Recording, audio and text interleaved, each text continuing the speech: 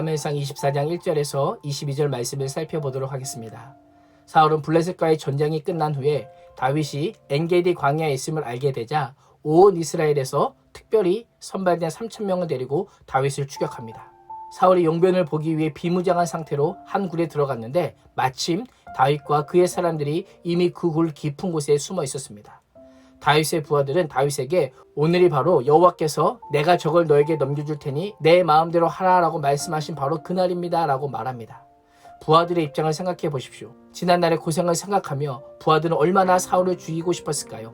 이번에 사울을 죽이면 더 이상 쫓기지 않아도 되고 죽은 사울에 이어 다윗이 왕이 되고 자신들도 어느 정도 지위에 오를 수 있는 절호의 기회입니다.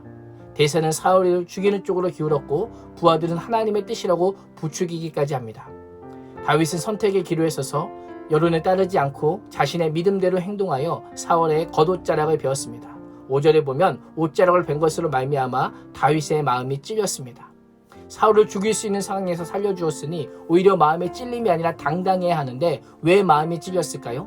사울이 여호와의 기름 부음 받은 자이기 때문입니다.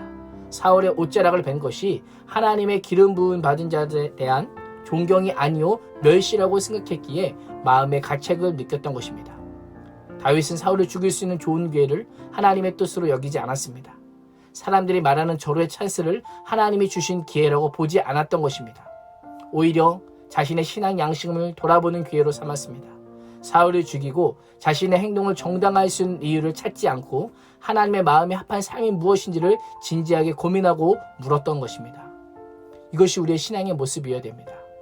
여론이 당연하다고 말한다 할지라도 하나님 앞에서 사소한 잘못과 실수로 인해 마음 아파하고 회개하는 마음을 가져야 합니다. 인간적인 좋은 기회가 아니라 하나님의 뜻이 성취되는 그때가 하나님께서 주신 기회임을 고백하며 신앙의 양심을 가지고 행동하는 그리스도인이 되어야 하는 것입니다.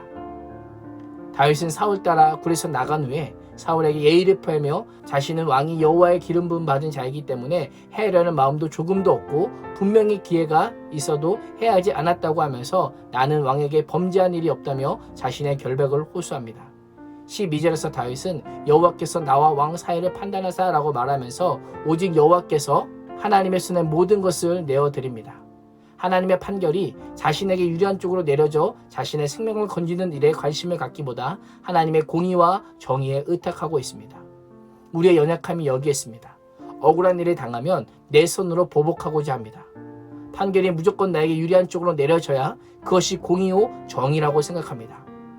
다윗은 자신을 죽이려는 사울을 죽이지 않고 살려주므로 오히려 사울을 부끄럽게 만들었습니다. 악을 악으로 갚는 대신 선으로 악을 이김으로 하나님의 사랑이 무엇인지를 분명하게 사울에게 보여주었습니다. 다윗이 말을 마치자 사울은 나는 너를 학대하되 너는 나를 선대하니 너는 나보다 의롭도다 라고 하면서 사울은 다윗이 자신보다 선함을 인정합니다.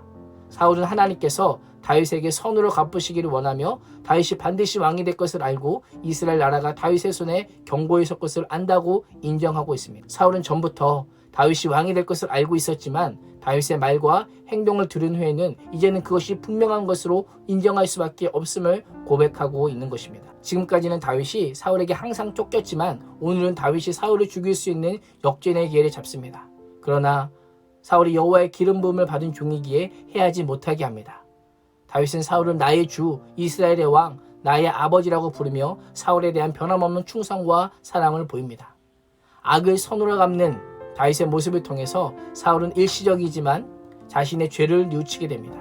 다윗의 모습을 통해서 사람을 변화시키는 힘은 폭력에 대한 폭력이 아니라 하나님의 주권을 인정하는 믿음 안에서 선으로 악을 이기며 원수에게 사랑을 베푸는 은혜에 있음을 보게 됩니다.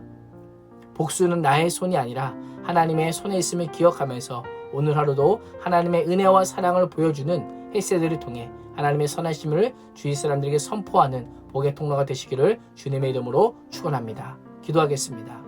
하나님, 사울을 죽일 수 있는 절호의 기회 앞에서 하나님께서 기름 부으신 자를 해칠 수 없다며 사울을 죽이지 않는 다윗의 모습을 통해 하나님의 주권을 인정하며 신앙적인 양심을 가지고 행동하는 것이 무엇인지를 알게 해주심에 감사합니다. 나의 힘과 능력으로 복수할 수 있는 기회가 찾아온다 할지라도 복수는 하나님의 손에 내어드리며 선으로 악을 이기는 그리스도인이 되게 하여 주옵소서. 예수님의 이름으로 기도합니다. 아멘.